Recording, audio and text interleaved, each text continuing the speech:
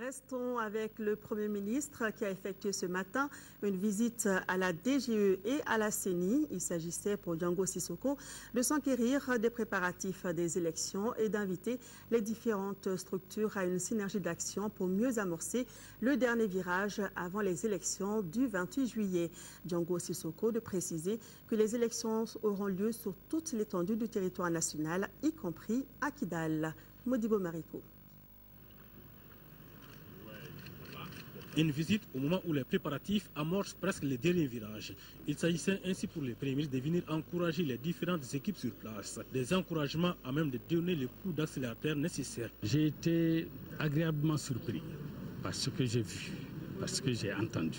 Les préparatifs vont bon train, tant au niveau de la délégation générale aux élections qu'à la CENI.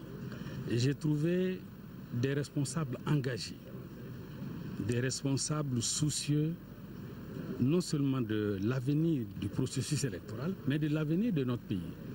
Parce que l'avenir immédiat du Mali a pour socle quand même l'organisation d'élections crédibles pour nous permettre de sortir de cette situation que nous vivons. La rencontre a ainsi permis à Django Sissoko de partager ses informations et recenser les différents problèmes au niveau de chaque structure.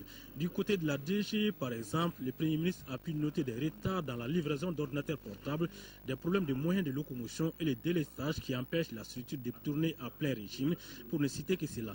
Pendant que du côté de la CENI, le défi a pour nom recrutement et formation de 25 000 délégués de bureaux de vote et la gestion de la question de l'accréditation des observateurs. Des problèmes bien notés pour la résolution immédiate desquels le Premier ministre a pris des engagements. Je suis heureux vraiment de constater que la date prévue pour le premier tour de l'élection présidentielle sera tenue.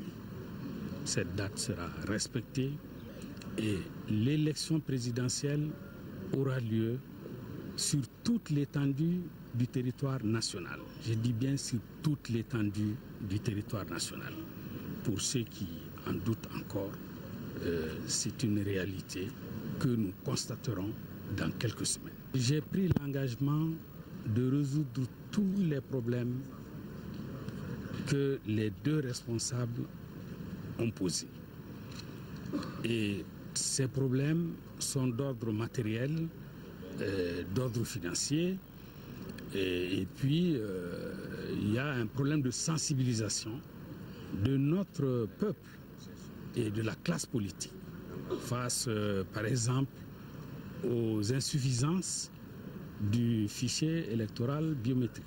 Le fichier biométrique étant loin d'être une panacée, le Premier ministre a engagé les deux structures à rencontrer les forces vives du pays pour l'amorce d'une large campagne de sensibilisation sur ces insuffisances. Le gouvernement et même le président de la République pourraient être mis à contribution si cela est nécessaire, a-t-il fait savoir. L'objectif pour cela est de partager les insuffisances pour minimiser leur impact sur les résultats. Toute chose qui pourrait éviter à notre pays des crises post-électorales, a-t-il ajouté.